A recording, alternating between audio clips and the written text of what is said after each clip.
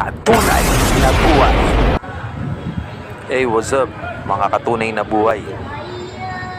Marahil ang iba sa inyo nagtataka kung ano ba itong nakalatag sa aking hapagkainan.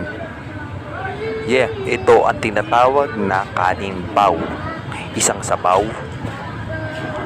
isang kanin. Itong kinamulatan kong buhay dito sa pundo. Bibili ka lang ng isang itlog, may kanin baw ka na. Pero tignan nyo, napakaswabe ng sabaw. May laman pa, busog na busog ka pang masa. Ito ang nakakatawid ng gutom namin dito sa Tondo at Divisoria. So literal na buhay sa tunay na pamumuhay dito sa Tondo at Divisoria.